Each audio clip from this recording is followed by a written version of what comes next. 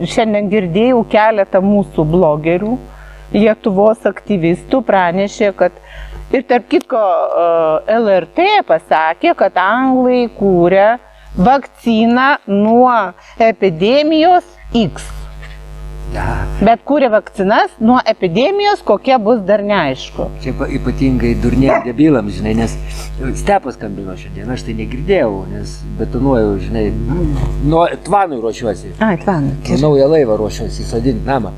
Va, bet sakė, kad 8 šito rugpjūčio paminės pirmą kartą, neleis rusam antrą kartą panaudoti branduolinio ginklo. Jie aiškina, kad rusai užmetė ant Hirošimos, Nagasakio. Palaukit. Alio, Vilmantai, klausau tave.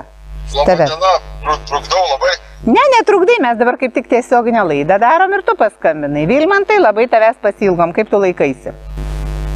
Ai, įsikimbi ir laikai. Įsikimbi ir laikaisi, tai va, tai smagu. Tai šiaip tai mes tiesioginę laidą iš Kazimiero Facebooko dabar ir jeigu pasidalintum, tai... Net būdysiu tada. Tai tu pasidalink gerai ir visų žiūrovų tuo pačiu prašom pasidalinti. Tai jūs būsite... Pasidalinkit visi, skleiskit tiesą, kad žmonės matytų kuo daugiau, kad nubustų miegantis ir kad mes nugalėtumėm. Tai va, ir kad jūs būtumėt mūsų žinios skleidėjai, labai prašau. Ir Vilmantas va pasidalins. Ačiū Vilmantai už skambutį. Dėkui, geros dienos. Tai va, tai Lietuvoje dar to nebuvo, aš kiek suprantu, kad aiškintų, kad Rusija numetė ir sakė, jaunimas tiki, sako, jo, tai sako, taigi reikėjo greičiau karą pabaigti ir nudrėbėgi ant Nagasakio, Hirošimos, čia Rusija numetė. Eik. Nu ir aiškina per žiniasklaidą. Kaip ten 10 kartų pakartotas melas tampa tiesa. Tai atominę bombą ant Nagasakio numetė... Rusai, nu. Tu nebekartok, 10 kartų. Jie, tu mano. Amerikonai pirmą kartą gyvenime ant taikių miestų, kur jokios grėsmės, jokio reikalo, karas buvo baigtas, paėmė ir nudrėbė. A kada jie elgėsi kitaip? Jie niekada nesielgė kitaip ir visą laiką amerikiečiai manė, kad žmogaus vertė gyvybės yra nulinė. Ypač jeigu tas žmogus neatneša kapitalistui didelės naudos. Bet čia kita tema. O šiandien, Kazimierai, gali mane sveikinti. Šiaip tai sveikinti už tai, kad aš nuėjau iki parduotuvę ir norėjau apsimokėti, pasiėmiau pieno, ledų urtei, grietinės, nes turiu pomidorų ir man parašė, kad mes neaptarnautini pagal kodą numeris 5. Kas dar iš jūsų Lietuvoje yra neaptarnautinas pagal kodą numeris 5? Tai Lietuviškos bankos senai jau sakė. Ir tai yra mano yra sąskaita Šiaulių banke buvo ir dar kartą primenu žiūrovom, kad į šitą sąskaitą neateina jokios kitos pajamos, jokios tik tai urtės neįgalumas. Tai va, šiaip mes neturim pajamų, bet tai čia kita tema. Tai va, tai tada kokias grėsmės galėjo žvelgti Šiaulių bankas, kokias grėsmės galėjo žvelgti, kad užblokuoti mano sąskaitą. Kaip nepatikimas mens tikriausiai. Lygiai tą patį prieš tai buvo padaręs Svetbankas, į kurį irgi atėjo tik tai mano anksčiau darbinės pajamos, nes aš turėjau darbą, ir vaiko neįgalumo pinigėliai. Tai tas bankas atsisakė mūsų ir tiesiog išgrūdo lauk, o dabar blokas iš Šiaulių banko. Nu ką, nieko vasarą išgyventi manoma. Tai va, o šiandien tai yra ta tokia tema, pakankamai... Nerija Daubarė, labą vakarą. Oi, Nerytė, labai malonu tave girdėti, matyti, aš kasdien žiūriu išėjus į kiemą, pamatau tas alyvas ir man tiesiog labai gera, miela ir aš prisimenu tą nuostabų laiką praleistą kartu ir aš suprantu, kiek daug norinčių Lietuvoje yra turėti jūsų nuostabų piešinį savo namuose, o ypač dar tokį didelį, kokį turiu aš. Kaip apklausa sako, kad artėja karas, televizija sako, kad artėja karas. Ir dar yra sakoma, kad Lietuvos tėvynę šiai dienai gintų 17% Lietuvos gyventojų. Kur čia matai? Nu tai tokia yra apklausa, taip, 17% Lietuvos gyventojų. Ir man tada norisi truputėlį pataisyti. Ne tėvynę gintų 17% Lietuvos gyventojų, o gintų mūsų valdančiuosius, nes kol kas jie susitapatina su tėvynė.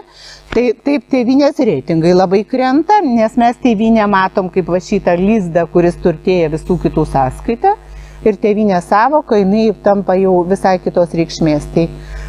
Tai Lietuvos tranus, va, kurie tau papozuotų, gintų 17% Lietuvos gyventojų. Ir tegu apklausų rengėjai nemaišo tėvynės savokos su tranų gynimu. Kai tuo tarpu apklausos rodo, kad kitose šalyse tėvynę ginti norėtų ne mažiau 50% žmonių, va Briedis irgi už tėvynės gynimą, tai visi žinom, kad niekas neklausė tautos, kai mes atėjom į NATO. Tai tą būtent karinį darinį, kuris dabar mums siūlo kariauti už neaišku ką. Nes jeigu būtų Lietuva ne NATO narė, tai aš manau, kad mums iš vis nebūtų jokio poreikio dalyvauti kare nei vienoje, nei kitoje pusėje ir būtų saugiausia iš vis nesikišti į sprendžiamus didžiųjų valstybių reikalus, nes tai yra saugu ir, kaip sako, nežinai, tai neleis, tuo labiau, kai nuo tavęs niekas nepriklauso. Kitas dalykas, ką dabar kalba visi, kodėl Ukrainoje tęsiasi karas ir kas būtų, jeigu karo nebebūtų. Vat įsivaizduoju, Kazimierai ima ir vat rytoj sutarė, kad karo nebus. Kaip tau atrodo? Čia gerai bus Ukraina ir blogai? Aišku, gerai. Aišku, gerai. Tu turėjo omeny, kad padalymą Ukrainos. Ukraina lauž, kad ta kariautų dar amerikonai. Vakariečiai duos pinigų, rusai atstatinės, Baltarusija irgi tenai rems. Viskas, vakariečiai bandys sudraskyti gabalus. Aš tai suprantu, kad po tiekos pastangų, po tiekos didelio srauto finansų, kuris atėjo į Ukrainą, ne? Ir dabar įsivaizduoja Ukrainą, Zelenskis skambina Putinui ir sako, viskas stop, prašviesėjo smegenys, Zelenskis sako, noriu derybų, nebenoriu daugiau, kad žūtų žmonės. Tai kas bus, Tai, kakošinis, arba nuims. Tai apie Zelenskio, sakykime, ateitis, tai čia gal yra pats mažiausia blogybė ir netokia svarbi, jis yra vienas, bet yra tautos ateitis. Aš nemanau, kad amerikiečiai atleistų tokį žingsnį. Visų pirma, amerikiečiai neleistų pasirašyti taikos sutarties jiems nenaudingom sąlygom. Taigi atsimeni pradžioje Zelenskis dar iš naivumo, aš kalbėsiu, paskui prigąsdino. Tai iš pusiaukelės grįžo. Tai va piešiam tokį vaizdelį, įsivaizduojat? Nusprendė Zelenskis nebekariauti. Viskas, kažkas į ten paprotino, verkiančios motinos atėjo, pasakė Zelenskiui, ką darai. Jisai nustojo vartoti narkotikus porą dienų, staiga jam atėjo prašviesėjimas. Kas vyksta su Ukraina? Ogi visas NATO blokas pyksta, pinigų sukišta daug, atgalinio ryšio nėra ir prarastos teritorijos, prarasti ištekliai, derlinga žemė.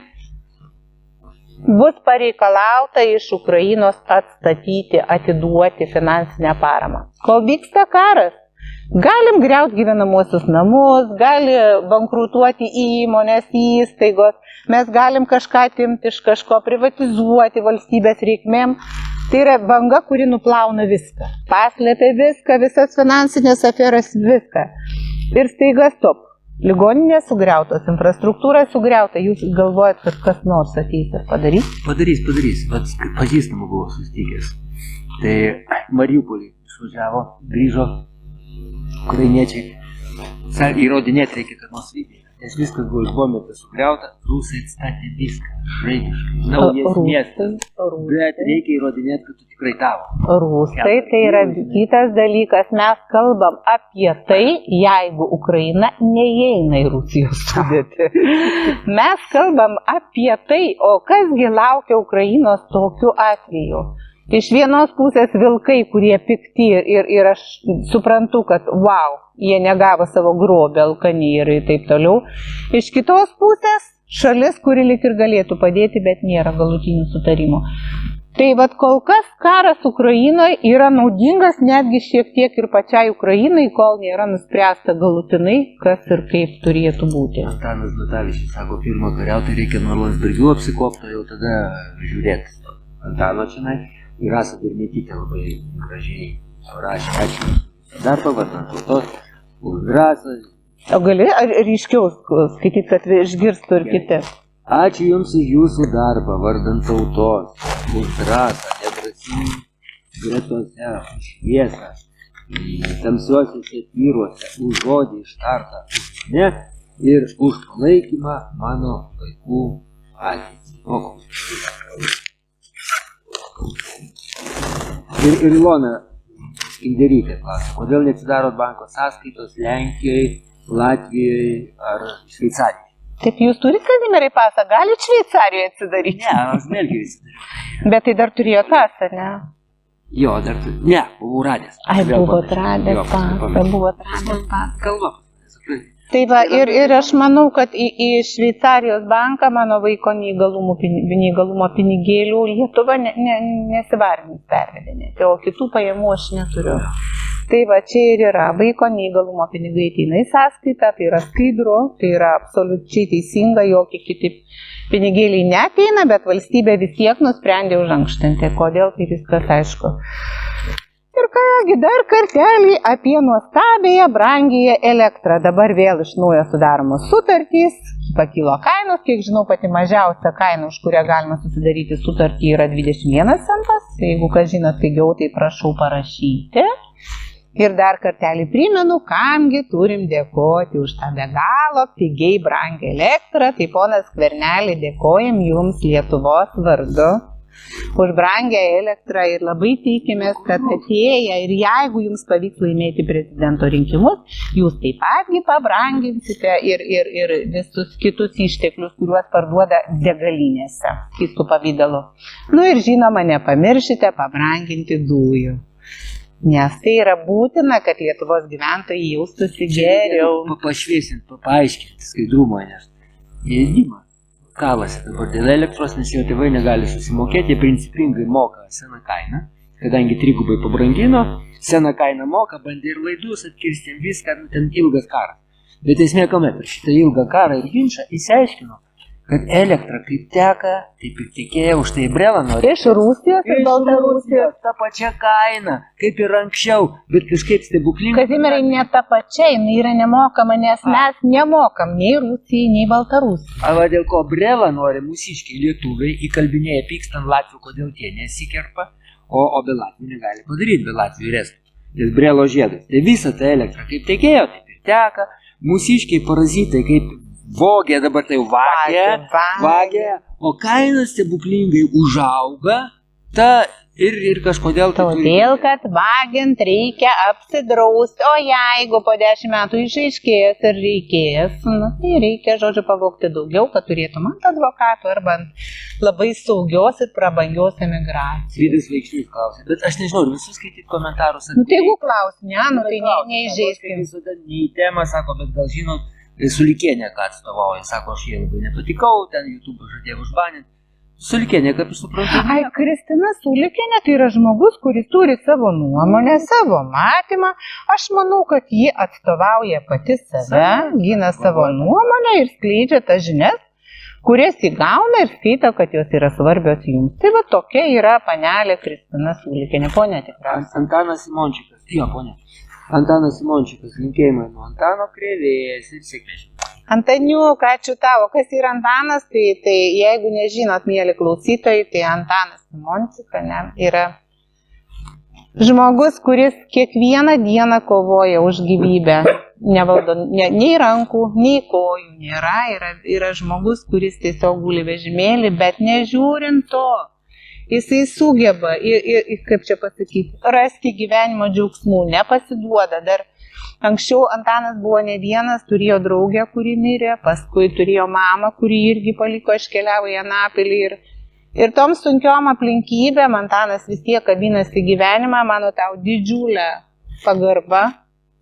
Aš nežinau, iš kur tu semiesi stiprybės, bet tokie žmonės kaip tu, tai jie suteikia tiek daug vilties ir ačiū tau, Antanai, kad tu kiekvieną dieną nubundi, kiekvieną dieną susiduri su begaliniais sunkumais. Jis negali nei apsirengti, nei pavalgyti, nei nusiprausti, nieko pats.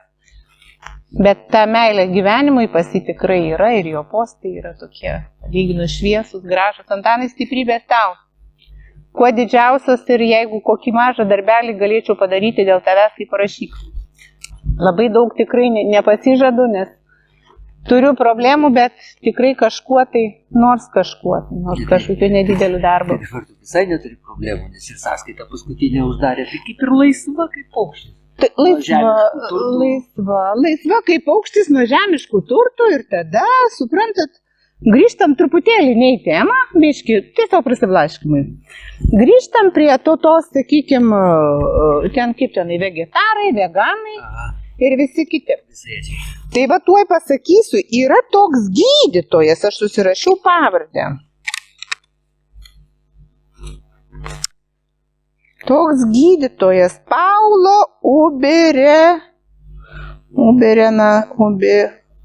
Nu, žodžiu, jis gyvena Brazilijoje, paieškosiu namuose ir tada, jeigu kam bus įdomu, galėsiu atsiųsti tą pavardę. Ir jis teigia, gydytojas, labai žymus gydytojas, garsus gydytojas ir atsakinėja klausimus žmonių apie, ar yra gerai valgyti, sakykime, būti vegetarų. Jis sako, gal ir gerai, būkite, jeigu norit. Bet, sako, kai būsit vegetarų, jūs nepamirškit, kad geriausias vegetarinis maistas tai yra jautiena. Todėl, kad ta nuostabioji karvė ir veršiukas visą dieną saulėje maitinasi žolę. Ir kurgi jūs, sako, rasite didesnį vegetarinės energijos kiekį. Taip, man tas labai patiko. Paskui jo klausė, ar sveika yra gerti alkoholį.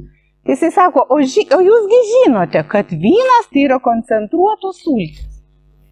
Ir kurgi jūs gausite daugiau vitaminų? Aš sako, neliepiu jums prisigerti iki žemės draivimo, bet tik tai sakau, kad jeigu vynas pagamintas iš natūralių sulčių, tai yra žemės dovana jums.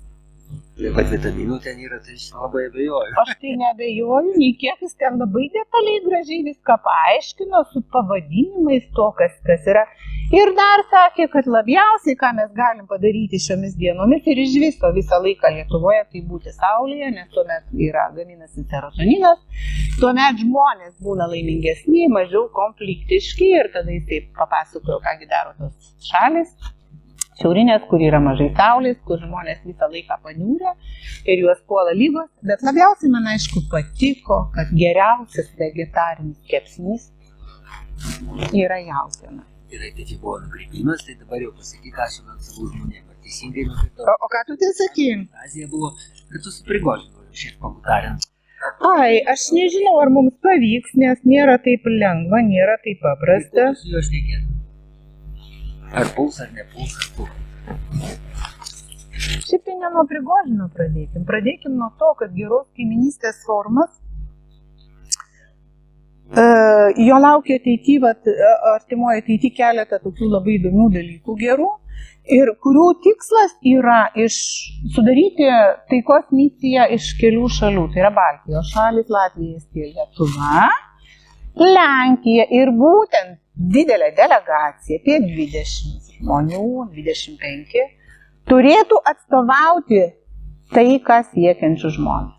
Bet čia ir yra ta didžioji, sakykime, naujiena, kurią mums reikia padaryti bendrom jėgom. O kad tai padaryti, reikia, kad atsirastų žmonių, kurie sutiktų geros kaiminystės forumo sudėtyje padaryti didelę tarptautinę spaudos konferenciją, apsilankyti Baltarusijoje ir aš manau, kad mes turėsim galimybę jūs išsiųsti ir į Rusiją. Tai yra šalis, taip pat galima ir į Ukrainą, jeigu ponas Zelenskis bent kada nors išgirs tautos ar liaudės balsą. Bet šiai dienai mums labai svarbu iki rugsėjo vidurio surinkti komandą žmonių, kurie mano, kad jie nebijotų pasakyti, koks pagrindinis paprasto žmogaus gyvenančio žemėje siekis. Aš suprantu, kad kapitalistui karas reikalingas, nes jis dantim nagais gina savo turtą. Nes jeigu jis jo negins, tai neteks. Aišku, gina tai jūsų ir mūsų rankom, tai ir jūsų mūsų pinigais. Taip, bet eilinis žmogus neturi tokio turto, kuris būtų svarbesnis už jo ir jo vaikų gyvybės. Kai tu pasakėjai į Baltarusiją važiuoti, man šypsena kilo, nes mačiau, išmetė YouTube'as Kasčiūną, kuris ragina nevažiuoti į Baltarusiją, nežinokit, galit nesugrįžti. Ir tada pagalvojau, ar buvo nors vienas, kuris nesugrįžo. Kažkaip negirdėjau. Yra vienas, kuris nesugrįžo. Jo, nedikas. Tarp kitko prieglobstis Stanislovas Tomas dar gavo. Va, jau antras, kuris nesugrįžo, bet aš kiek suprantu, tai ne vienas iš nesugrįžusių. Bet Kasčiūnas nesiskundė. Supakuos, pasodins, ten represuos ir buosi.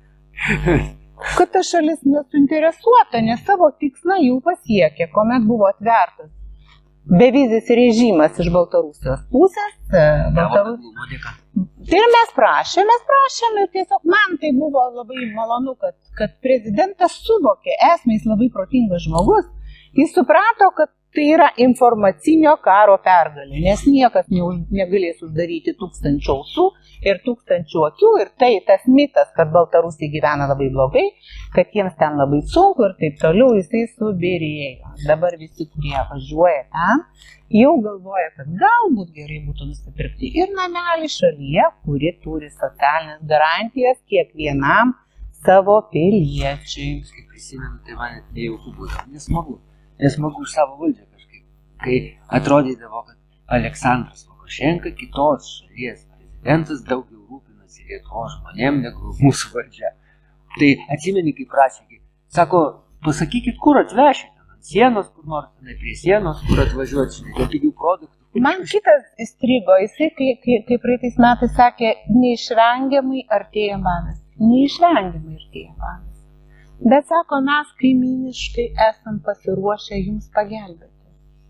O kad jis artėja, tai žinokit, byloja deginami javų laukai. Tai yra masiškas deginimas. Aišku, skaito, kad čia provokacijos, bet tai yra tyčinis padegimas, tyčinis naikinimas ir o kitas dalykas meteorologiniai karai, ne, tai irgi, pažiūrėkit, kiek bandų tiesiog paskendo, kiek fermų suniokota ir gyvuliai nuskendo ir bet kokia priemonė, taigi praeitą savaitę sakė, jie nuplanavo, globalistai nuplanavo badą. Kadangi reikia užgožti pandemijas, reikia užgožti klimato ten tą įprasminti, badas tai yra labai gera priemonė. Antoškės Nataličius. Pocis sako, nesugrįžo. Teisingai. Mūsiškiai nukakošino pociukį, teisingai, nesugrįžo. Mūsiškiam Baltarusijoje siautė. Sugrįžo tik tai karste. Ai, karste. Mes kalbam apie tuos, kur negrįžo. Tai mano žinia yra tikrai 2. Na, Yra ir daugiau žmonių, kurie nusipirko Baltarusijai sodybėlės ir ten įsikūrė. labai daug. Ir labai daug migruojančių. Tai va, jie ten gavo teisę gyventi, bet tai taip pat jie neatsisakė pilietybės, tiesiog migruoja tarp Lietuvos ir Baltarusijos. Tarp kitko yra lietuvių Baltarusijoje tikrai turinčių klestinčius verslus.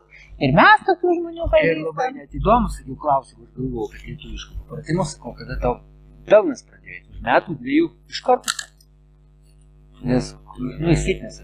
Jo, tas klubas tikrai yra, atitinka visus europinius standartus. Prisipirko tenai, pilno objektų gali nusipirkti, o pigiai. Tai va, tai tiesiog nekilnojamo turto kainos Baltarusijoje yra nedidelės. Pažįstami Gardinė apsistojo dabar. Jie tik žmonės nesigiria, nes jeigu nori grįžti dar į Lietuvą, vieną koją čia, vieną ten, tai nesinori represuoti. Taip, geriausia taip to nepareikšti. Čia visi žino ir labai geros sąlygos. Tai va, ir kitas dalykas, Odesoje labai būtai yra labai pigus, bet tai jau yra priežastis labai kita, labai rimta priežastis, žmonės parduoda būtus, nes tiesiog kilo jų kainos, krito jų kainos, todėl kad tie būtai buvo įrengti pardavimui šiam sezonui, šiam vasaros sezonui, jie su naujų remontų, niekas niekada ten negyveno, bet kadangi aišku, kad šitas verslas žlugo ir niekas nepuolė nuo birželio mėnesio įsigyti būsto Odesoje, kas anksčiau buvo labai populiaru. Tai va, tai būstų kainos krito ir Odesoje 2 kambarių butą su labai gražiu europiniu remontu jūs galite įsigyti už 15-19 tūkstančių JAV dolerių. Nerija sako, bijau, kad ir aš negrįšiu. Sako, tai čia. Ne, Nerija, tu negali, Ignalina labai gražus miestelis. Pas mane tranas nedupaišyta. Aha, Kazimieras dar nesiamžino. Tai va, tai ką, grįžtam dar prie rimtesnių dalykų, gal, ne? Ar mes turim kokių klausimų, gal? Aš stengiuosi būti drausmingai, nebūti tranas ir viskas kito. Ką noriu pasakyti? Praeitais metais kažkur panašiu laiku buvau įkėlusi mirties kapsulės nuotraukas. Tai buvo mirties kapsulė žalia, raudona, išmušta barka, tu ten įvairiausiam šilkais, stovint, sėdint, gulint ir tada susilaukiau Facebooko bloko.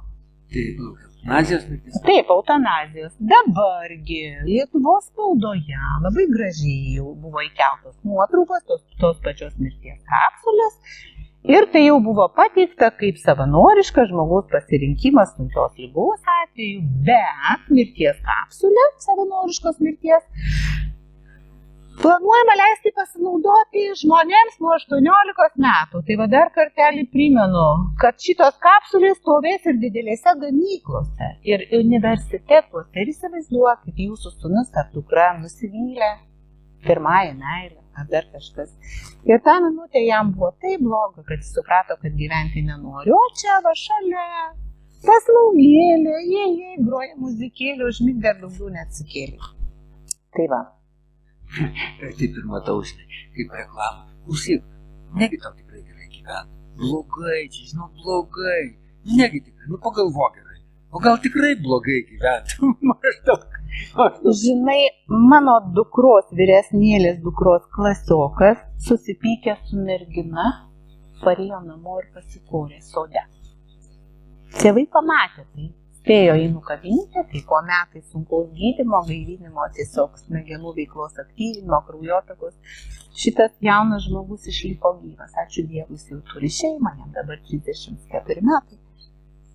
Bet vat įsivaizduokit, jeigu jis būtų įėjęs į mirties kapsulę. Tai šiai dienai mes kiek jaunimo neturėtume, ne? Tai va, toliau, ką norėčiau pakalbėti. Vis tik tai noriu pakalbėti apie tai, kad spjaudytis nesinori, nei ant žalių, nei ant mėlynų, nei ant raudonų, nei ant geltonų. Ir kada mes visi eisim ginti ne kažkieno turto, o savo vaikų gyvybės, tai žinokit, mes būsim labai vieningi. Taip vieningi, kad galėsim nuversti kalnus, nes tai bus bendras vienijantis siekis. Tai va, kol vieni gina savo turtus mūsų vaikų sąskaitą, tai va taip ir yra, nes ilgai galvom ir su Kazimieru vis kalbam, o kaipgi suvienyti, atrodo, nesispjaudom labai, ne? Ir ištiestume ranką visiems, realiai visiems, kurie sakytų, norim, kad būtų geriau. Kas liečia, grįžtam prie Prigožino, ne? Ar tu dar kažką nori pasakyti? Ilonas labai tą temą klausė. Ilonas Kazimieras, ar dabar nesigalit dėl kaimynio bendradarbiavimo su Baltarusija, dėl esančių jums neigiamų pasekmių, tai yra VSD persekiojimo, skurtos bylos, teismų, pasų praradimo, bankų sąskaitų uždarimo. Aš gailiuosi vieną dalyko. Aš gailiuosi, kad paklausiau kai kurių žmonių stabdžių ir padarėm per mažai.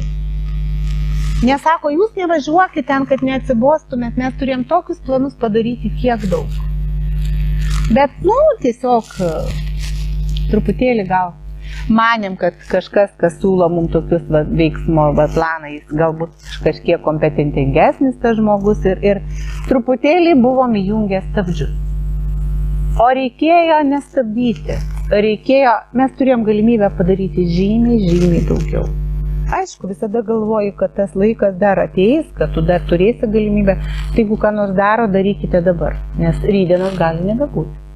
Tai va, kaip mums nėra rytdienos važiuoti į Rusiją, į Baltarusiją, į Kiniją, bet kur, be paso, kur tu gali išvažiuoti. Niekur, aš manau, kad be paso mes galim nelegaliai nuvykti iki Latvijos, Estijos, tai va, mes galim nuvykti pas brolius Latvius, Estus. Baltarusiją galėtume prisieną ten šmurkštų. Bet tai mato, tada mes galim papildyti ten tos sanatorijos Rokiškyje gretas, ne? Tai va. Aš tai tų sanatorijų nebijau, bet aš tai iš principo nenoriu niekur bėgti, iš principo. Tai ne, mes ne apie bėgimą, jokių būdų, mes turim dar nebaigtą darbą, tai yra nuotraukos. Šako Landsbergį. Jie baig, nežydinėkite mergytės. Mes turim dar nuotraukų parodą, kur neturim dar finansavimo iki galo ir negalim padaryti kokybiškų nuotraukų, norėtume jas persiųsti į Baltarusiją. Ir prieš tai dar galima būtų jas paeksponuoti Lietuvoje keliose salėse. Gera žinia ta, kad nežiūrint šito didelio spaudimo, atsiranda žmonių, kurie mums pasiūlo savo asmeninės erdves, turizmo, ten, sakykim, sodybas, susitikimų. Ir todėl Geros kaimynystės forumas artimiausiu metu planuoja bendraminčių susitikimą, kur mes nagrinėsime šitos klausimus. Tai būtent stiprios delegacijos, tarptautinės delegacijos. Iki to susitikimo mes, manau, turėsime jau žinių iš Latvijos, Estijos ir Lenkijos. Ir tada, kadangi nei aš, nei Kazimieras mes negalime vykti, tai ieškosime tų, kurie mus pilnavertiškai atstovautų. Ilona, vat antros dalies neperskaičiai, nes paslėpė dabar visą rodą. O dar sako, kiek nervų, va, atėmė tų nervų ar ne, va šitas visas istorijas. Visos kelionės į Baltarusiją buvo labai gražios. Iš karto pirmus kartus, kai mes važiavom, tai bandėm paneigti tą mitą, kad jų parduotuvėse nieko nėra. Kad nėra europinių brandų, tai tiesiog bandėm, tiesiog mes patys savo akis dar tiesiog ganėm ir žiūrėjom, kiek jie ten visko turi. Mane labai sužavėjo, aš atsimenu labiausiai, kas mane sužavėjo, šalis, kur nieko neturėtų būti, kaip sako lietuviai. Pas juos žiemos laikė buvo grybų pasirinkimas, aš esu grybų mėgėja. Kokia graži grybų parduotuvė ir ten visko buvo. Nu žodžiu, ir dar kas mus labai nustebino, tai yra vaisių kokybė. Jeigu Lietuvos prekeiviai veža antros ir trečios rūšies vaisius, nedanokusius, pernokusius, pažeistus ir vis tik juos parduoda čia pigiau ar kažkaip vis tiek bando uždirbti, tai Baltarusijoje jūs nepamatysite turguje prastos kokybės vaisių. Ir tai yra labai labai smagu. Artūras Kakenčiukas, girdėjau, Kandrotas Celofanas, Antanas Kandrotas, įkūrė savo partiją ir ar ketinate bendradarbiauti su valdyti jų? Antanas Kandrotas, man labiau patinka Kandrotas, nes Celofanas tai tik dėl to, kad tu jį taip pakryžti. Nu, pseudonimas, bet jam sutikus. Bet jo, jisai to ir neslėpia, jisai visada ir man pabrėžia, kad Kazimieras yra mano krikštatėvis. Tai jeigu ką, tai Kazimieras yra Celofano krikštatėvis. Celofano vardo krikštatėvis. Ne Antano jis jį pavadino, bet Celofano. Antano vardą tėveliai jiems sutikė. Tai Antanas Kandrotas, kiek žinau, mano duomenimis, savo steigiamąjį suvažiavimą planuoja kaip tik per Žolinės rugpjūčio 15. Kažkur ten ant Raseinių prie Dubystos teka Saulė teka. Bet šitą informaciją tikriausiai jis jau perduoda savo tiem būsimiems steigėjam asmeniškai, nes dabar tokie laikai, kad visi opoziciniai judėjimai, o vis tik kol kas mes manom, kad Antanas Kandrotas irgi yra opoziciniai erdvėjai, yra kažkiek tai blokuojami. Ar pavyks jam įsteigti, ar ne, aš negaliu žinoti, nes šitos informacijos mes neturim, o kad toks ketinimas yra. Ir kad jie ten pakeliai nusiteikia, ir kad net ir mums skambino keletą žmonių, būtent su panašiu klausimu, kurį užduoda mūsų bičiulis Artūras. Mielas Artūrai, jūs žinote, kad mes negalim jungti su niekuo kol kas. Bendradarbiauti galėtume galbūt ir su visais įsiaiškinę galutinius tikslus, programas, bent jungtis mums nėra reikalo, nes mes turim savo judėjimą, kuris bet kada gali pavirsti į partiją. Šiai dienai turim truputėlį tokių neaiškumų, aišku, turim vidinių tokių nesutarimų, bet kaip ir sakiau praeitą kartą, aš nesu Teisingumo aušros vadovė, aš nesu pavaduotoja ir netgi nesu Teisingumo aušros aktyvė.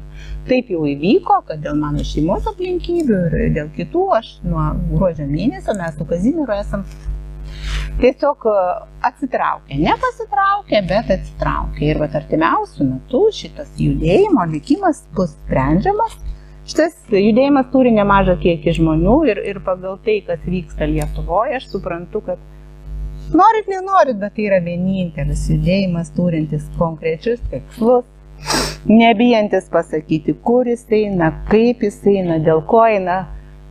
Galbūt klausimas bus judėjimo pavadinime, partijos pavadinime, galbūt pavadinimas galės keistis, aš nežinau, bet šitas judėjimas ir šita būsima partija tikrai kol kas nesilies į jokį kitą politinį darinį, nes turi ambicijų tapti savarankišku politiniu dariniu. Dėl pavadinimo tai dar galėtų būti ir įvairių diskusijų, nes tai gali būti ir pakeista dėl tam tikrų sumetimų ir matysim.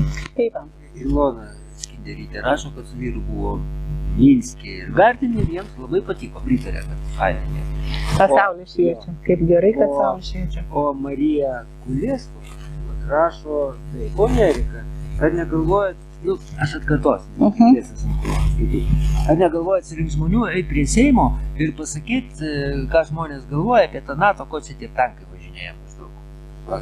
Suprantat, aš suvokiu, kad jeigu valstybė, tiksliau ne valstybė, Lietuvos administratoriai neišgirdo šeimų maršo, galim šnekėti visai. Galim sakyti, kas organizavo, dėl ko, kokiu tikslu, bet tai atėjo Lietuvos žmonės. Masė Lietuvos žmonių atėjo su kažkokia pozicija. Netgi naiviai parašė prezidentui laišką, kreipimąsi, dar ten įvairių tokių reikalavimų. Turėjo žmonės atvykę iš kitur, iš kitų Lietuvos vietų. Tai jie turėjo būti išgirsti ir jų neišgirdo. Tai tada koks turėtų būti susirinkimas, ne? Ir kokia turėtų būti tema tikslas ir kokia jėga turėtų ateiti prie Seimo, kad valdantieji, administratoriai juos išgirstų. Tai čia, žinokit, iš vienos pusės kažkokią mažą grupelę atvesti į kažkokį piketą, tai reiškia parodyti aktyvius žmonės ir leisti juos suvalgyti sistemai. Kiek žinot, aš turiu nemalonumų. 75 žmonės, ne. 200, o kiek dabar teisimi dėl tų tarp siliaušių, kurias... Taip, nors faktiškai jie ten nieko nepadarė, bet tai yra, tai ar reikia tų nemalonumų, bet, pavyzdžiui, žmogus, kuris neturi darbo, dabar dar blokuota sąskaita, kur yra mano dukros neįgalumas, ateina rugsėjo mėnuo, ir aš manau, kad tai buvo padaryta viso geriausia, ačiū labai, kad buvot kartu. Tai buvo padaryta kryptingai, nes visi supranto, ką darys Švenčionienė, dabar neturėdama kaip išleisti vaikų į mokyklą, į studijas. Taip, ir dar primenu, kodėl čia grįžau prie tos temos. Dėl provokacinių skambučių. Aš manau, kad tai yra provokacija iš valstybės pusės, kada man skambina ir sako, jeigu jūs ten kažką mums parašytis informaciją, atsiųsite nuotraukas, tai mes jums pervesim, duosime pinigų vokelyje, paliksime ten sutartoj vietoj, bet visą laiką apie bažnyčios kalbama, kad paliksim ten bažnyčio, ten to ir to. Tai va, tai čia nenorėčiau, kad kiti žmonės atsidurtų tokioj situacijai, nes aš suprantu, kad reikia, koks tu bebūtum patriotas, tavo šeima nori valgyti. Ir jo, ir čia ne vien tik tai, kad va, čia Erikai sunku, tai dėl to ne, bet ant tiek nelygios jėgos, vat patys pasižiūrėkit aplinkui savo aplinkoj, su kiek gali žmonių susišnekėti. Kai susirenkam mes į vieną klubą, 100, 200, atrodo daug, bet iš tikrųjų, kai sugrįžtam namo, nėra ko šnekėti. Mūsų ant tiek mažai, tai mūsų jų toks ir tikslas. Skainėt mus, surinkt kažkur tai, jūs pašnekėkit. Panaktį mačiau Žemaitaitį išmetė su Rūta Janutė. Kaip baigėsi šitam, kuris siūlė tenai Seime vaikščiojo tas provokatorius. Šuraivas? Šuraivas. Nieko nesibaigė. Nieko. O Žemaitaitis pyksta, kad ant Bartoševičiaus nuotraukos pasirodo pas tėvus, kuris tenai prievartauna tuos vaikus ir nieko. Jo, jisai sako, kad bendrauja su kai kurių tų vaikų nukentėjusių šeimomis, bet taigi suprantam, kad sistema yra tam, kad apgintų savuosius. Bet vėlgi, kas liečia Bartoševičių, Šurajevą, Menėdą, tą patį Maldeikį, Kasčiūną, aš noriu pasakyti, kad pildosi Davoso testamentas. O ten buvo parašyta, kaipgi jie nugalės. Jie sakė, kad mes pakeisime jūsų švietimo sistemą. Mes pakeisime jūsų vertybių sistemą ir pamažu į ją įdiegsime smurtą, seksualinį iškrypimą ir priversime jūs patikėti, kad tai yra. Suprantat? Faktiškai jiem pavyko.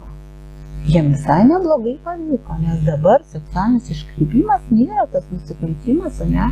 Ir tai rodo Bartoševičiaus byla, tai rodo ir kitų pedofilų bylos. Ir suprantat, kažkada tai aš negalėjau sau leisti patikėti, kad tai, kas sakoma apie Kedytę, yra tiesa. Man, žmogui, užaugusiam anais laikais, tai buvo ant tiek nepriimtina. Aš galvojau, kaip galima tiek susikurti tokių nesąmonių.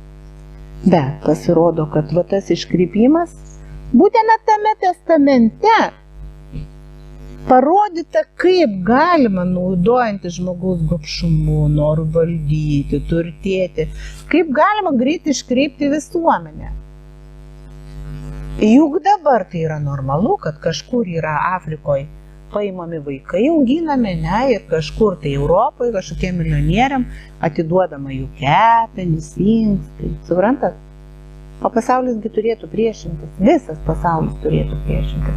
Absoliučiai, šiandien Afrikos vaikai, Ukrainos vaikai, po metų Lietuvos vaikai, tarp kitko labai gera genetika Lietuvos vaikų.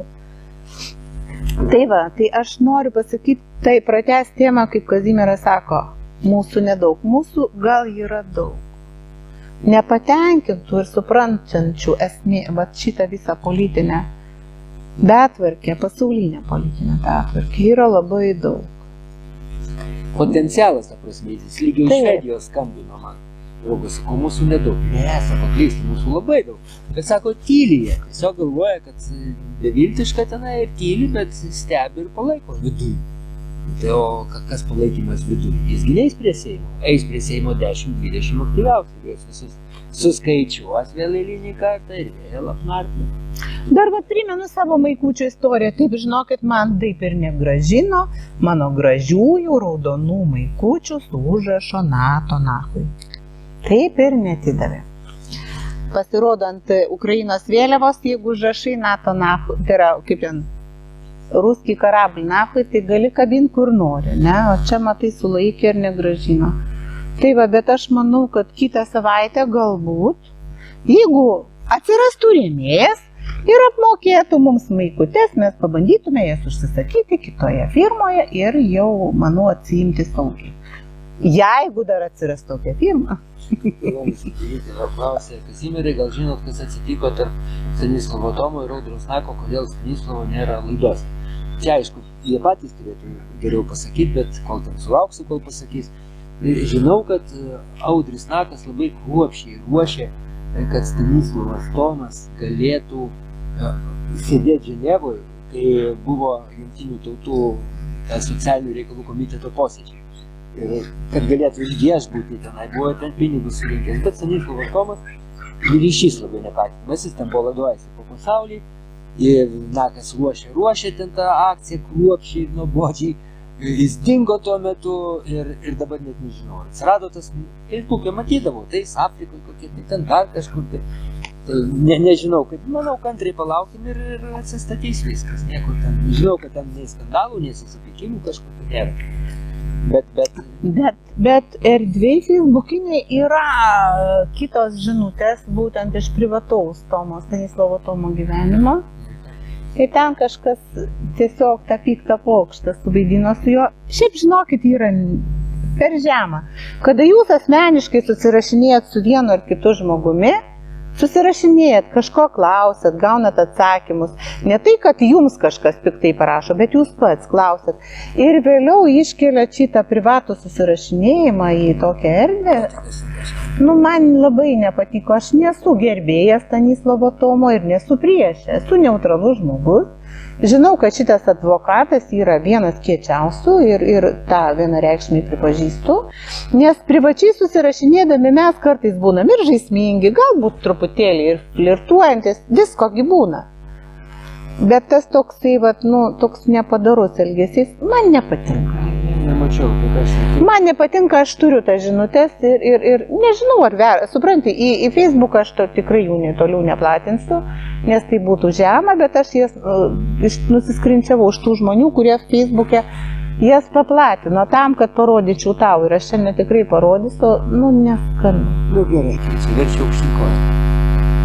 Paskutiniai tie žingsniai, kuriuos Dmitrijus Glaskovas vis tik tai rekomendavo mums padaryti ir tai jisai, tarp kitko, tai yra žmogus, kuris geros kaiminystės forume daro be galo didelį darbą. Be galo didelį. Tai yra žmogus, kuris paprašytas, vidury nakties prižadintas, visada randa laiko bendram reikalui.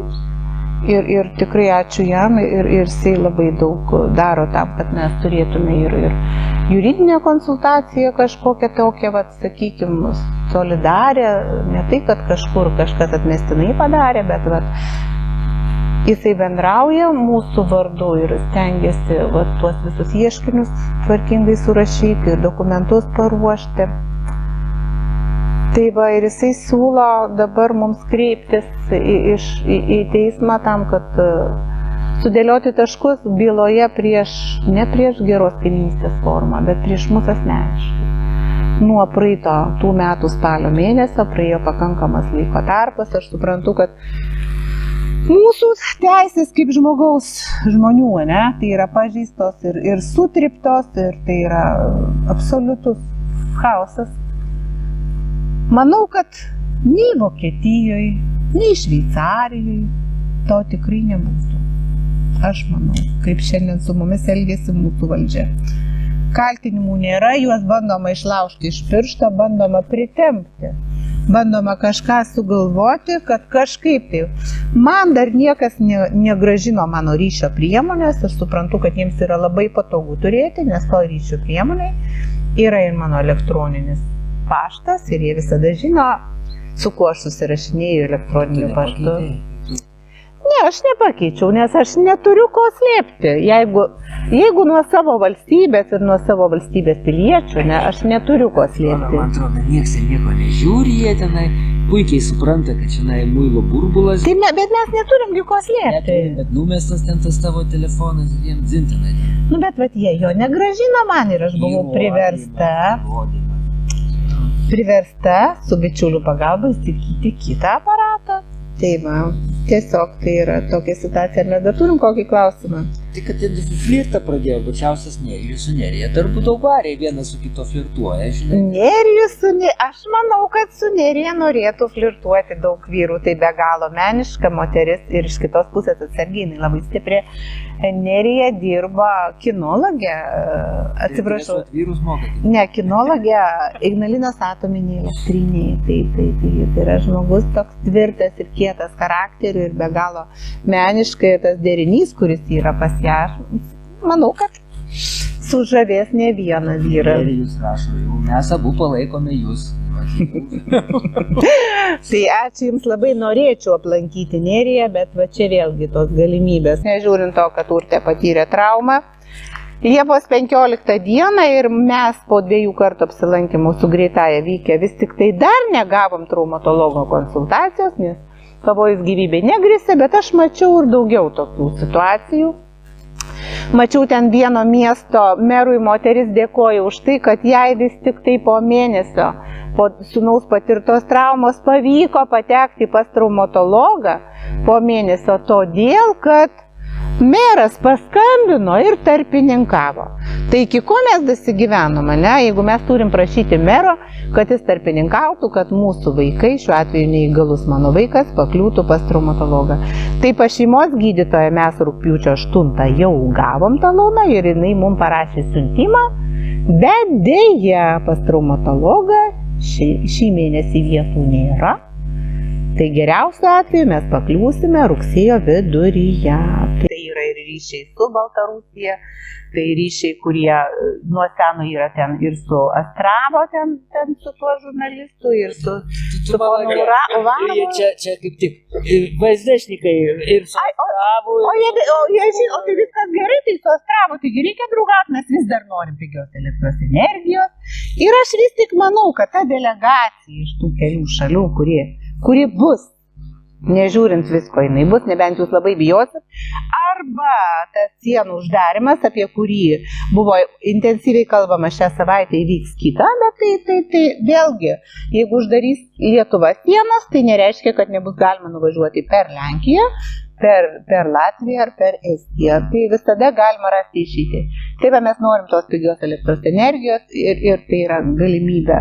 Nuvažiavus pasakyti, kad taikiam bendradarbiavimui mums reikia tiesiog atnaujinti ekonominius santykius ir kultūrinius ir santykius. Ir va čia ir yra ta politinė, kultūrinė, visuomeninė veikla. Ir jis pritarė iš karto, aišku, kaip reikia bendradarbiauti. Ir jisai sako dar, kad išeitinės medikam, kad išeitų gyventi dulkės afera. Bet ir kiek laiko medikų šneka medicinai. Labai situacija. Pavyzdžiui, periferijoje tai visi daktarai šneka, kad yra sunaikinta kvalifikacija gydytojų. Būtent per tas reformas, kadangi pirmą ruošė šeimos gydytojai. Tada šeimos gydytojai jau pasidarė, dabar jau vėl atgal į specialistus, konsultantus. O kol buvo šeimos gydytojai, prarado kvalifikaciją. O kitose aukštesnės tuščios ligoninės, bet neįmanoma pakliūti. Ten visokios sandariškės, Kauno klinikos, sako, nėra neišpildyta etapą. Ne, nu tai įsivaizduokit, nu vis tiek, nu aš negaliu nepasakyti to, kas buvo, ne. Kiekvienoje mokykloje buvo dantistė. Kiekviename kaime buvo felčerinis punktas. Dabar ta kažkokia mažoji poliklinika yra tik tai seniūnijos miestelė. Ir žmonėm atvažiuoti iš kaimo, kada autobusų srautas yra, beveik sunaikintas. Neįmanoma, tai čia jau yra pasiekiamumas baisus. Kitas dalykas, vis daugiau istorijų, kad įsikvietė greitąją, žmogui buvo labai blogai, jį nuvežė, sakykime, jis atsidūrė klinikose, ar ten Alytuj, ar Panevėžy, kokią 9 vakaro, kol jisai buvo apžiūrėtas ir jam suteikta kažkokia pagalba. Atėjo antrą nakties ir antrą nakties sako, viso gero. O žmogus iš kaimuko, garbaus amžiaus ir neturi automobilių, sako, viso gero, samdykitės, kas jūs parvežtų. Tai va, ir tada jam nelieka nieko kito, kaip ir sako, pensijos, atriekti 100 eurų, nes pavyzdžiui, tam, kad iš Kauno klinikų ar iš 3 ligoninės naktį grįžti į Jiezną, žmogus neturintis automobilio privačiam vežėjui ar netgi kaimynui 3 nakties turi sumokėti 100 eurų. A jeigu jo pensija 320, ne, tai va, įsivaizduokit, jam dar reiks valgyti, nusipirkti vaistų, kuriuos jam paskyrė ir taip toliau. Tai va, dar noriu jūs nudžiuginti, kad peržiūrėjau pensijų vidurkį. Ir mane taip maloniai nustebino, kad Lietuvoje vidutinė pensija 527 eurai. Kas yra žymiai didesnė ir už Baltarusijos, ir už Rusijos. Tai va, ir už kitų šalių pensijas. Tik tai aš dar kartelį primenu tą liaudišką anekdotą, ne, kai vienas valgo bulves, o kitas valgo mėsą, išeina, kad vidutiniškai kasdien kiekvienas Lietuvos gyventojas valgo cepelinus. Nors man šitas palyginimas nepatinka. Man patinka, vienas valgo kopūstą, kitas mėsą ir išeina balandėlį. Va čia daug geriau. Nes bulvėm dar gali būti sotus, bet tu pabandyk kopūstą kasdien valgyti. Jeigu slėpia šuniukui dešos, mes šuniukui neduodame skatinimą, dešą, o šuniukui jam dėmesio reikia. Tai daug nedavę, susipeškime. Va, o Nerija sako, kad mielai bendradarbiaučiau su Baltarusijos vaikų rašytojais, nes iliustracija. Ja, tai yra žmogus, kuris be galo gražiai iliustruoja knygą. Tiesiog ir šiaip Nerija pasiūlė labai gražų projektą ir aš manau, kad aš galėčiau su jumis pasidalinti. Jeigu mūsų kolektyvas parašytų vaikišką knygelę, tai Nerija sakė, mielai apsiimtų ją iliustruoti. Tai va, tai daug gražių dalykų galima padaryti, bet primenu, kad kultūrinė, tai mes dar neturim rėmėjo ir negalim padaryti nuotraukų ir padaryti parodos Baltarusija lietuvių akimis. Lik ir buvo norinčių, bet paskui jie dingo, lik ir buvo labai norinčių ir sakė, mes padarysim ir aš netgi drįsau pasakyti, kad jau turim, nes patikėjau tais norinčiais, bet kažkaip taip entuziazmas. Ko reikia? Mums reikia finansavimo, kad tos nuotraukos būtų kokybiškai atspausdintos gerų formatų.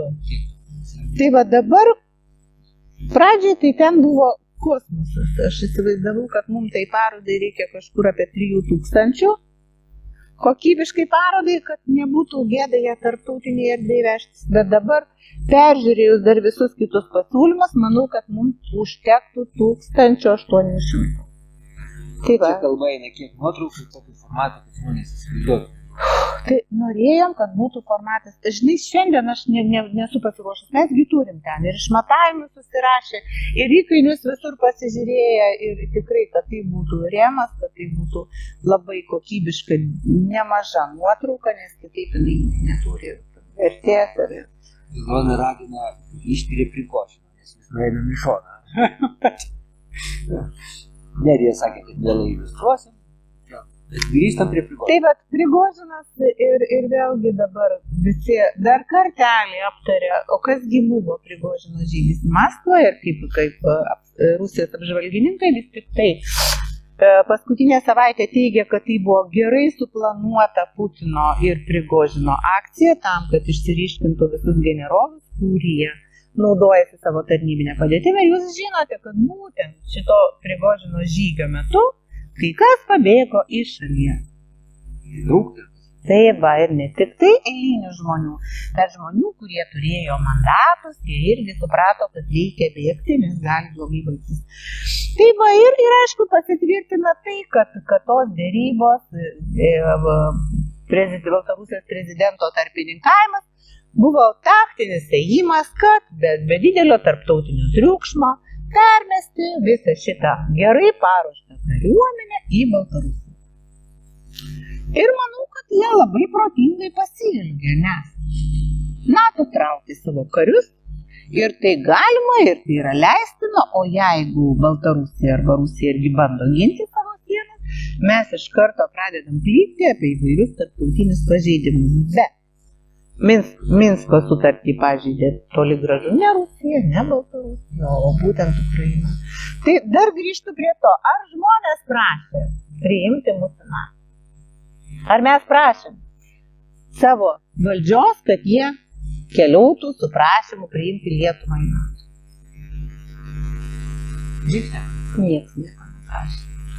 Tai kaip neprašyti atėjom, taip neprašyti galim išeiti, nes jeigu jūs pasidomėsit yra šalių, kurios jums pareiškė norą išeiti iš NATO. Tai čia bus mūsų kitos laidos tema.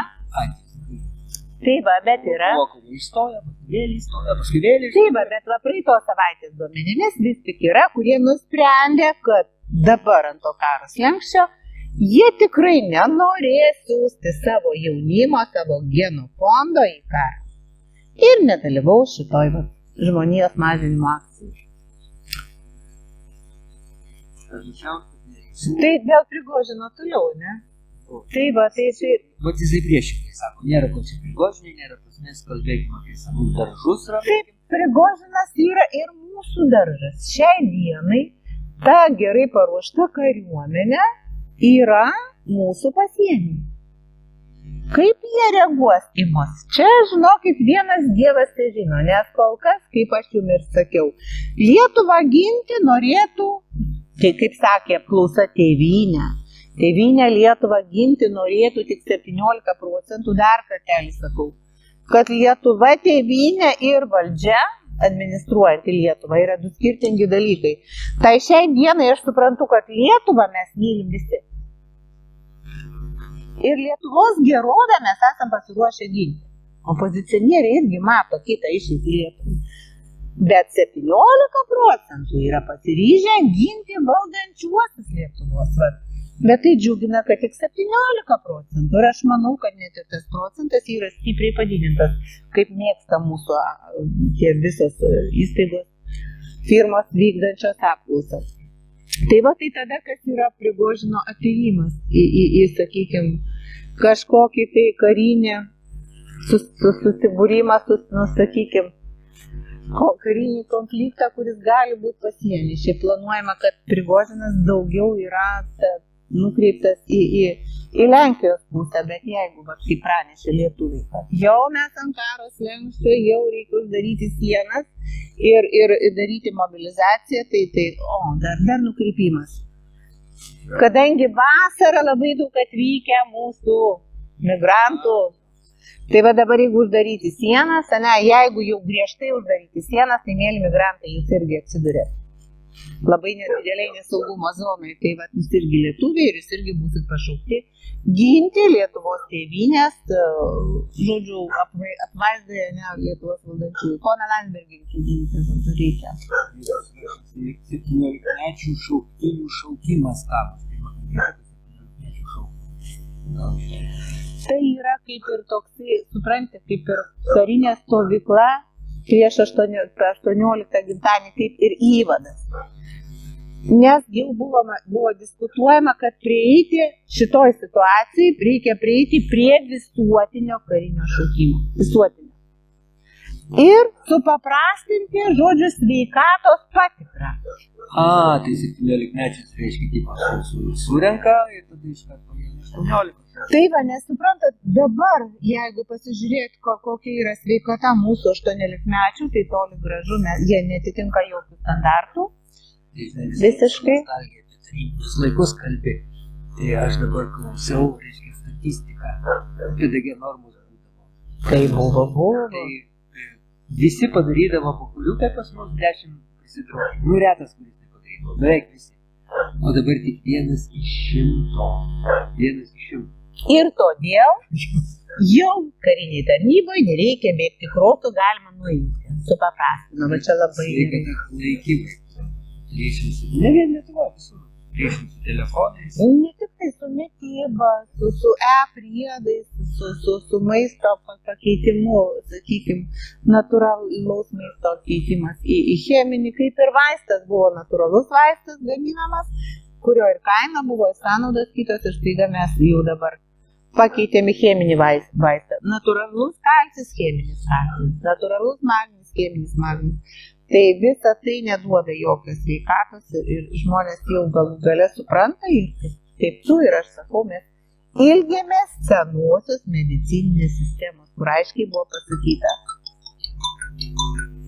kas galima, kas ne. Tai dabar dėl Prigožino. Suprantat, jeigu vyktų karinis konfliktas, tai skaudžiausiai yra tai, kad nukentėsim. Mes nukentėsim, norim ar nenorim, nukentėsim. Bus padaryta viskas, kad mes nukentėtumėm. Jeigu atsimenate, Landsbergio šūkis reikia kraujo, jam reikėjo kraujo aukos. Tai šitoj vietoje, jeigu vyks kažkoks jau ten konfliktas pasienį ir bus peržengtos Lietuvos sienos, tai nepykit, bet man atrodo, kad va tą kraujo antspaudą uždės savi.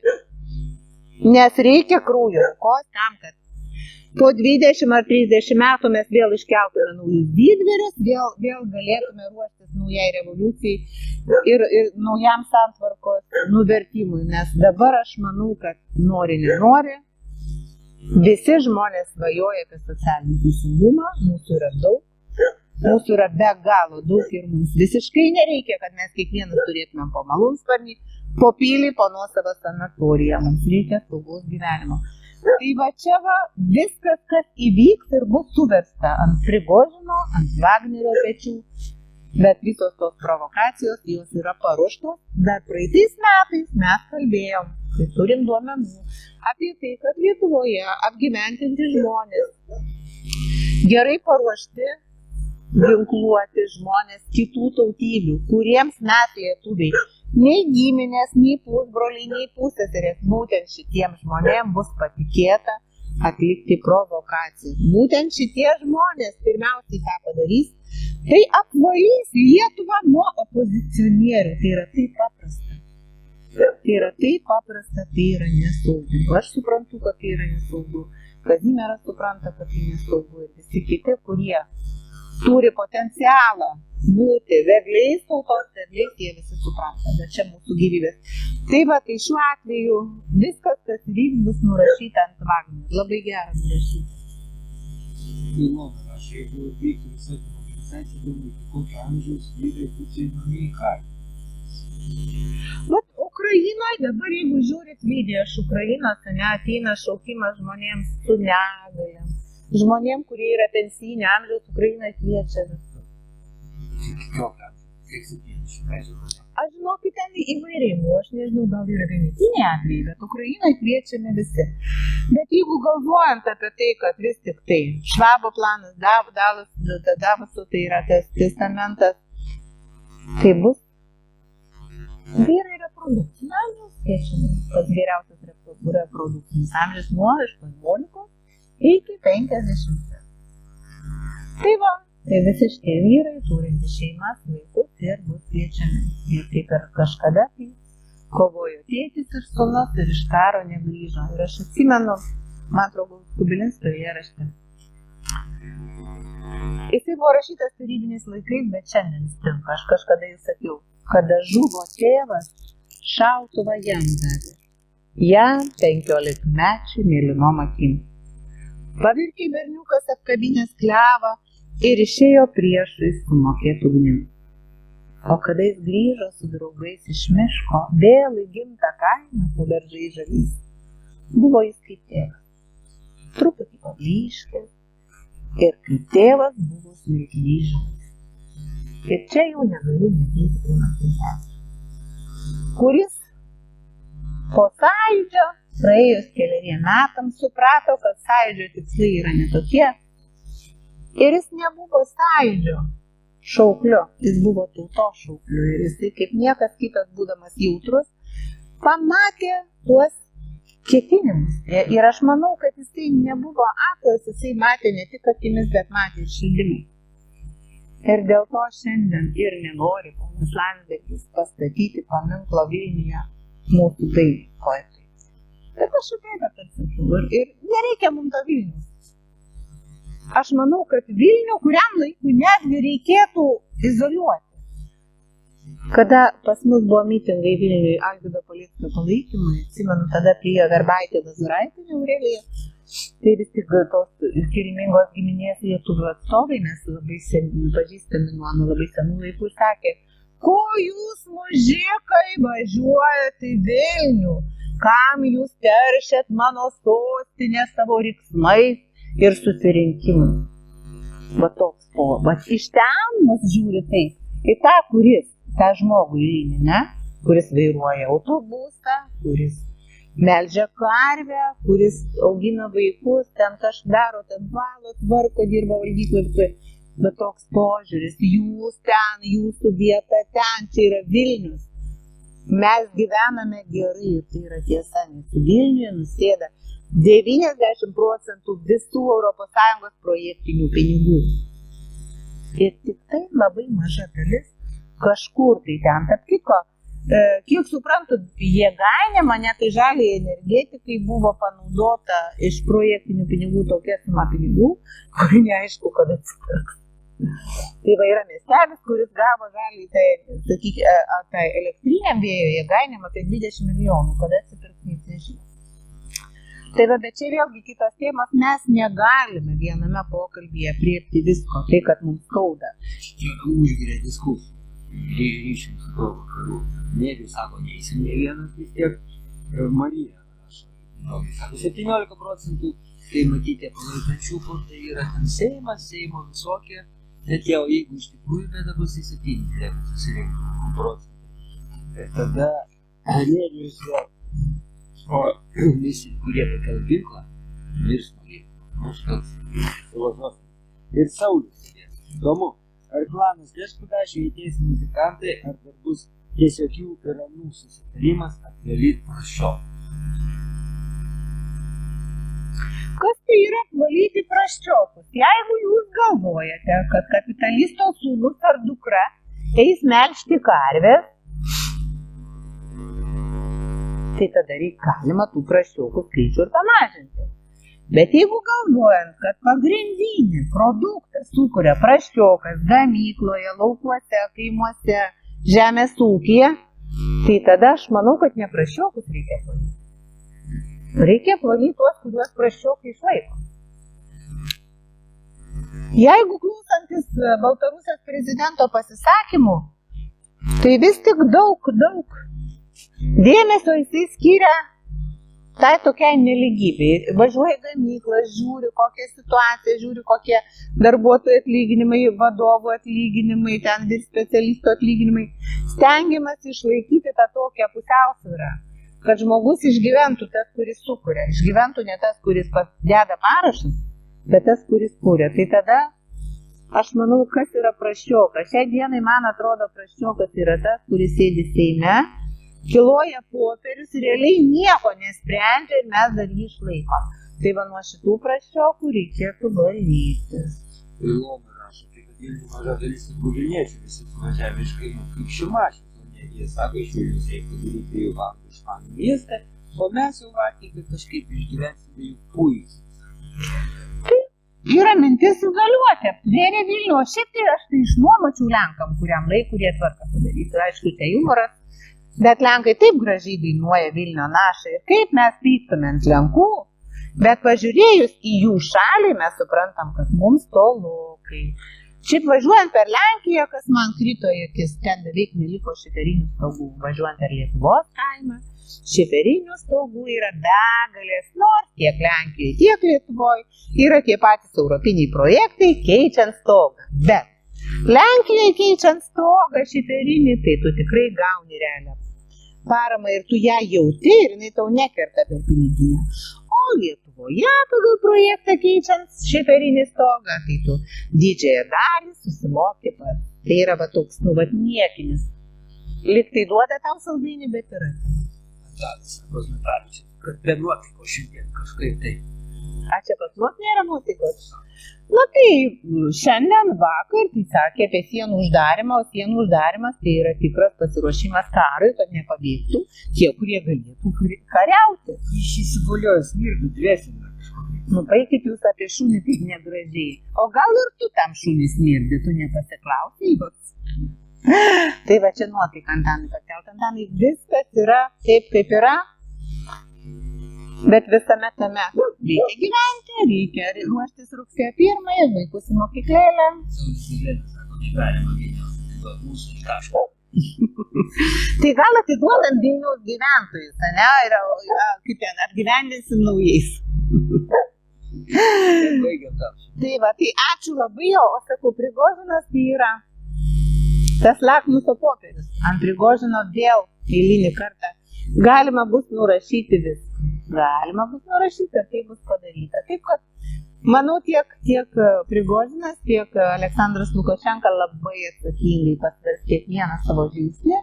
Kaip sakė Baltarusijos prezidentas, kad iš jų pusės niekada nebuvo jokios agresijos Lietuvai. Bet jeigu jūs sumanysite pažeisti mūsų šalies suverenitetą, tai tikrai atkirtį mes duosim. Ir čia manau, kad kaip ir su Ukraina, taip ir čia gali vykti lygiai tas pats, kada mes patys pasakysim, duokit mums per galvą, nes mums taip reikia. Kur žolinės? Žolinės aš sutiksiu Davainonyse pas Audronę Jatkonę. Kartu su Romuviečiais ten vyks nuostabus vakarėlis, daugiau informacijos apie tą žolinės yra Audronės Jatkonės Facebooko lange. Ten bus ir liaudės muzikantai, ir liaudės šokiai, ir liaudės dainos, ir gražieji romuviečių papročiai. Tiesiog pabūsiu su žmonėmis, į kuriuos man labai smagu, miela žiūrėti. Ir kviečiu jūs prisidėti. Ir dainuojantį, šokantį jaunimą, ir šiaip žmonės norinčius pasisemti gerosios energijos. Ir nesvarbu jūsų tikėjimas toks ar anoks, romuviečiai be galo. Kaip čia, dosnus, be galo svetingi, labai įdomus, man gražu žiūrėti jų apdarus. Ir žinau, kad romuviečių renginiuose dar galima įsigyti labai gražių, autentiškų lietuviškų papuošalų. Tai va, kviečiu jūs visus apsilankyti Davainonyse. Taip? Saulės vartuose pas Audronę Jatkonę. Renginys, man atrodo, ten vyks nuo 3 valandos, tai yra 15 valandos. Per žolinę, antradienį, rugpjūčio 15 dieną. Ir ten pradžioj buvo klausimas, žinau, kad Antanas Kandrotas per žolinę bandys sukurti, tiksliau pasitikslinti, ar jau turi reikiamą kiekį kurti savo partijai. Taip va, o aš per žolinę kviečiu jūs visus būti su šeima, pasidžiaugti paskutiniais vasaros žiedais, kas dar neprisirinko kokių mėtelių ar kokių ten bitkreslių, tai pasirinkit. Tai va, pelyno pasiieškokit, dar galite iki žolinių, tikrai bus veiksminga. Nu ir tiesiog pabūkite ramiai ir pasiūskite gerą energiją, kad vis tik tai lietuviai šitoj mėsmalėje išliktų kiek įmanoma saugesni ir kad darbui visi tie ginklai, kurie reguliuoja dabar meteorologiją, aš juos vadinu meteorologijos karais, aplenktų mus, nors, kiek žinau, Alytų ir Šiaulius aplankė tą nemalonį krušą. Nebuvo jinai tokia baisi, bet nuostolių pridarė daug. Tai va, tai siūskim tą energiją ir tiesiog pasitikėkim savimi, kad galime įtakoti. Matos mano komentarai.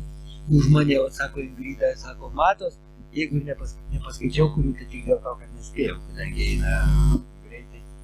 Va, jeigu jūs manote, kad šitų laidelių reikėtų daugiau arba išvysti jų reikia ar nereikia, tai tiesiog parašykite temas, apie kurias mes kartu galėtume padiskutuoti, jūs komentarais, mes čia Jeigu jos yra reikalingos, dar kartelį primenu, kad geros kaimynystės forumas organizacija, kuri yra tarptautinė ir nepriklausomai nuo to, uždarys tą forumą Lietuvoje ar neuždarys, ji jau yra tarptautinė ir mes esame tos tarptautinės organizacijos nariai ir tikrai svarūs nariai. Jo, bet jau kaip sakė, kad uždarys ar neuždarys, tai reikia pasakyti, kad jau paruoštas vėl skundas apeliacinį teismą paskutinė jau instancija ir nesvarbu nuo jo baigties. Ir kaip tik prieš uždarant mano sąskaitą, aš dar sugebėjau susimokėti žyminį mokestį. Tai va, tai žinokit, norit kreiptis į teismą, reikia turėti pinigų, ne tik advokatui, žyminis mokestis šiuo atveju sudarė 109 eurus. Sako, kad reikia tokių laidų, reikia ir po daugiau, o ne, dabar sako, reikia smagus matyti jūsų klausytis, ir Vidas Vaikšnys. Ekologija ir gamta man rūpi, bet lengva nebus. Va, Vidas Vaikšnys įkūręs organizaciją, labai įdomi organizacija, tikrai sąžininga. Siūlau pasižiūrėti daugiau informacijos apie tai yra jo lange, tai yra žmogus, kuris labai sunkiai eina į kompromisus, jeigu mano, kad nuo to nukentės tiesa, teisybė. Šiaip tai jo buvusi specialybė man irgi labai imponuoja, nes jisai susijęs, jis yra buvęs kinologas, o visi tie, kurie myli šunis, jau iš karto automatiškai tampa mano bičiuliais ir Kazimierai tavo irgi mano. Dėdėjus rašo. Susidomėjau, kas čia per moteris? Ingrida, sako, čia Erika Švenčionė.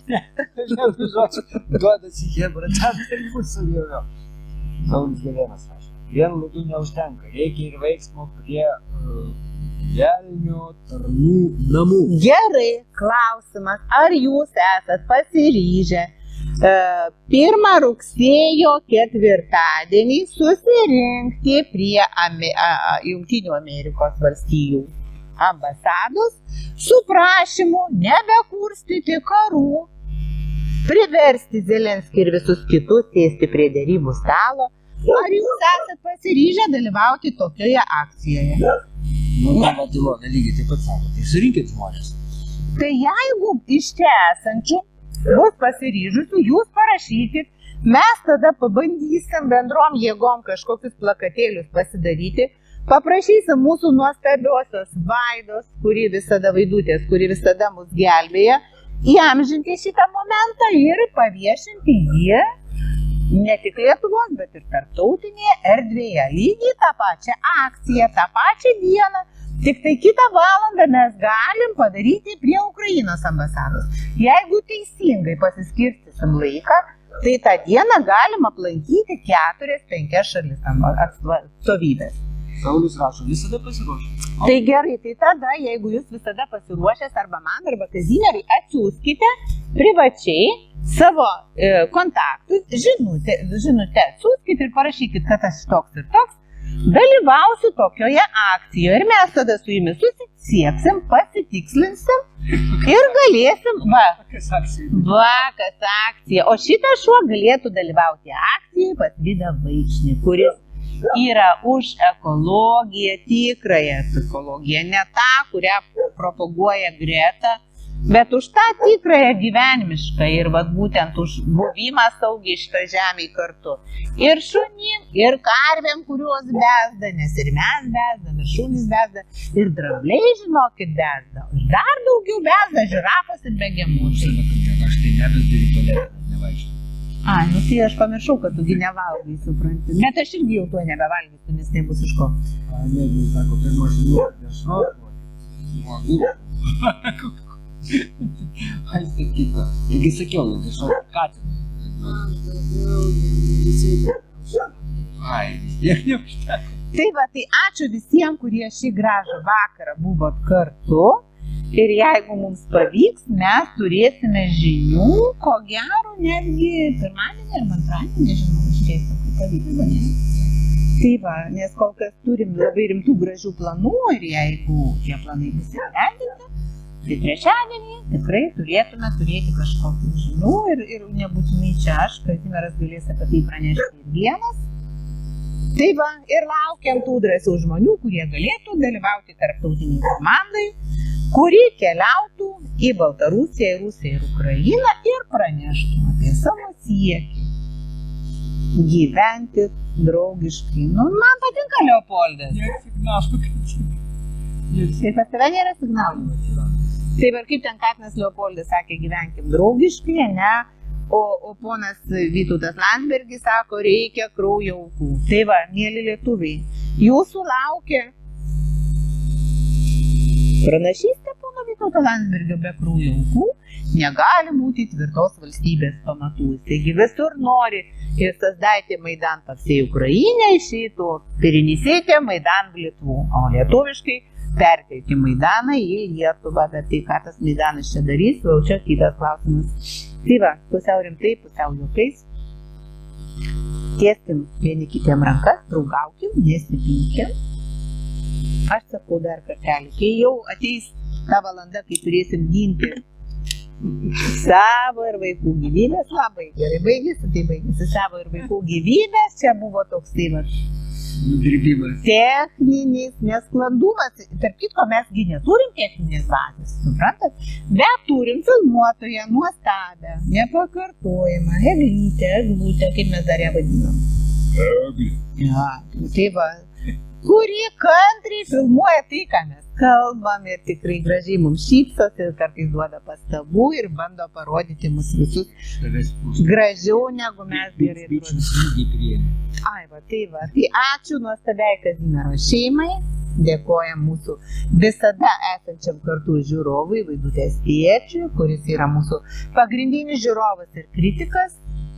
Ir tai yra labai gerai, nes to gyvenimo patirtis leidžia matyti viską labai objektyviai. Tai ačiū visiems, kurie buvo. Rašykit pastabas, rašykit tai, ką norit girdėti. Rašykit, kur mes teisūs, kur neteisūs. Rašykite, kaip norėtumėt, kad būtų. Bet tuo pačiu, jeigu jau norit, kad kažkaip būtų, nepamirškit, kad tame turėsit dalyvauti jūs. Tai va, niekas negali gyvendinti svetimų svajonių, bet kartu mes galime gyvendinti bendras svajonės ir sėkmės. Nu jau iki. Brėdai, iki.